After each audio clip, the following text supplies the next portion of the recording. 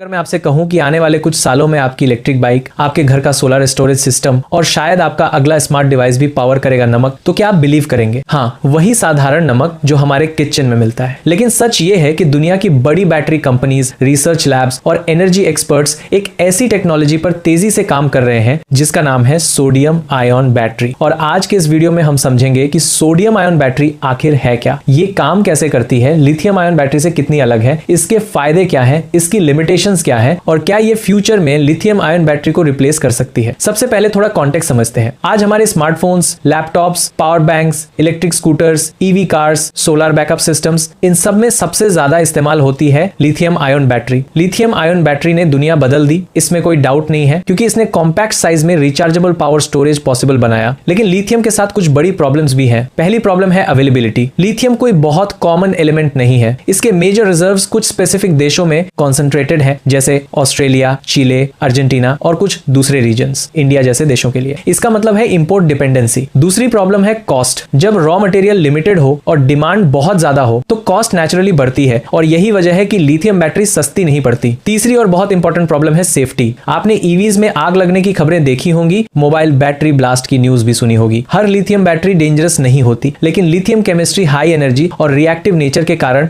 Thermal runaway का risk रखती है, यानी अगर कुछ कंडीशंस खराब हो जाए तो बैटरी ओवरहीट होकर आग पकड़ सकती है। चौथी प्रॉब्लम है एनवायरनमेंट। लिथियम माइनिंग और बैटरी डिस्पोजल दोनों एनवायरमेंटल कंसर्न्स क्रिएट करते हैं। अब सवाल उठता है कि क्या कोई ऐसा अल्टरनेटिव है जो सेफर हो, चीपर हो और ज्यादा इजीली अवेलेबल हो, और यहीं से सोडियम आयन बैटरी की एंट्री होती है। सोडियम यानी Na पीरियोडिक टेबल में लिथियम के सेम ग्रुप में आता है, इसलिए दोनों में कुछ केमिकल सिमिलैरिटीज हैं। लिथियम रेयर है लेकिन सोडियम बहुत अबंडेंट है। सी वाटर में सोडियम भरपूर मात्रा में मौजूद है और अर्थ पर इसकी अवेलेबिलिटी लिथियम की तुलना में बहुत ज्यादा है। यही सोडियम कॉमन सॉल्ट यानी सोडियम क्लोराइड NaCl का हिस्सा है। इसलिए रिसर्चर्स ने सोचा कि अगर लिथियम की जगह सोडियम यूज किया जाए तो क्या लो कॉस्ट रिचार्जेबल बैटरीज बनाई जा सकती हैं, और इसी सोच से सोडियम आयन बैटरी टेक्नोलॉजी को सीरियस अटेंशन मिला। अब सोडियम आयन बैटरी काम कैसे करती है, इसे बहुत सिंपल लैंग्वेज में समझते हैं। किसी भी रिचार्जेबल बैटरी में जनरली 3 मेन पार्ट्स होते हैं, एनोड, कैथोड और इलेक्ट्रोलाइट। इनके बीच एक सेपरेटर होता है जो दोनों इलेक्ट्रोड्स को डायरेक्ट टच होने से रोकता है ताकि शॉर्ट सर्किट ना हो, लेकिन आयंस को मूव करने देता है। बैटरी का बेसिक प्रिंसिपल यह है कि आयंस इलेक्ट्रोलाइट के अंदर मूव करते हैं और इलेक्ट्रॉन्स बाहरी सर्किट में फ्लो करते हैं। यही इलेक्ट्रॉन फ्लो करंट बनाता है और वही हमारे डिवाइसेस को पावर देता है। लिथियम आयन बैटरी में लिथियम आयंस मूव करते हैं, जबकि सोडियम आयन बैटरी में सोडियम आयंस यानी Na+ आयंस मूव करते हैं। जब बैटरी चार्ज होती है तो सोडियम आयंस कैथोड से एनोड की तरफ जाते हैं और इलेक्ट्रॉन्स बाहरी सर्किट के थ्रू ऑपोजिट पाथ फॉलो करते हैं। जब बैटरी डिस्चार्ज होती है, यानी जब आप उससे कोई डिवाइस चलाते हैं, तब सोडियम आयंस वापस एनोड से कैथोड की तरफ मूव करते हैं और इलेक्ट्रॉन्स एक्सटर्नल सर्किट में फ्लो करते हुए लोड को पावर देते हैं। यही रिचार्जेबल बैटरी का बेसिक मैकेनिज्म है। प्लेट्स जैसे कॉपर और एल्यूमिनियम को सॉल्ट वाटर सॉल्यूशन में रखते हैं तो आपको छोटा वोल्टेज मेजर हो सकता है और कभी कभी एक स्मॉल LED भी ग्लो कर सकती है। लेकिन ये कमर्शियल सोडियम आयन बैटरी नहीं है, ये सिर्फ इलेक्ट्रोकेमिकल प्रिंसिपल का डेमोन्स्ट्रेशन है कि डिफरेंट इलेक्ट्रोड्स और इलेक्ट्रोलाइट मिलकर पोटेंशियल डिफरेंस क्रिएट कर सकते हैं। रियल सोडियम आयन बैटरी इससे कहीं अधिक एडवांस्ड, स्टेबल और इंजीनियर्ड होती है। अब एक और प्रैक्टिकल सवाल, क्या सोडियम आयन बैटरी रिचार्जेबल होती है? बिल्कुल, sodium ion battery rechargeable chemistry है, ठीक उसी तरह जैसे लिथियम आयन बैटरी रिचार्जेबल होती है। चार्ज डिस्चार्ज साइकिल्स में सोडियम आयंस रिपीटेडली एनोड और कैथोड के बीच मूव करते हैं। इसी वजह से यह एनर्जी स्टोरेज एप्लीकेशंस के लिए इंपॉर्टेंट कैंडिडेट बनती है। अब ग्लोबल डेवलपमेंट की बात करें तो ये टेक्नोलॉजी सिर्फ लैब तक सीमित नहीं है। दुनिया की बड़ी battery companies sodium ion technology में इन्वेस्टमेंट कर रही हैं। चाइना की बैटरी जायंट CATL ने सोडियम आयन टेक्नोलॉजी को अनाउंस किया है। BYD जैसी कंपनीज भी नए बैटरी केमिस्ट्रीज पर काम कर रही हैं। वजह साफ है, अगर आप low cost EVs, mass market storage systems और सेफर बैटरी प्लेटफॉर्म्स चाहते हैं तो सोडियम आयन एक बहुत अट्रैक्टिव ऑप्शन बन जाता है। इंडिया के पर्सपेक्टिव से देखें तो सोडियम आयन बैटरी और भी एक्साइटिंग है। इंडिया तेजी से EV अडॉप्शन की तरफ बढ़ रहा है, सोलर इंस्टॉलेशंस बढ़ रही हैं और रिलायबल एनर्जी स्टोरेज की डिमांड भी बढ़ रही है। लेकिन बैटरी सप्लाई चेन में इंपोर्ट डिपेंडेंसी एक बड़ा इशू है। अगर sodium ion technology large scale पर मैच्योर हो जाती है तो इंडिया को अफोर्डेबल, सेफर और potentially more self reliant battery ecosystem मिल सकता है। खासकर electric scooters, e rickshaws, home inverter backup, solar storage, telecom towers और ग्रिड स्टोरेज जैसे क्षेत्रों में sodium ion battery practical role निभा सकती है। अब एक और मिसकंसेप्शन क्लियर कर लेते हैं, क्या सोडियम आयन लिथियम आयन को पूरी तरह रिप्लेस कर देगी? शायद नहीं, कम से कम तुरंत तो बिल्कुल नहीं। टेक्नोलॉजी वर्ल्ड में रिप्लेसमेंट अक्सर टोटल नहीं होता,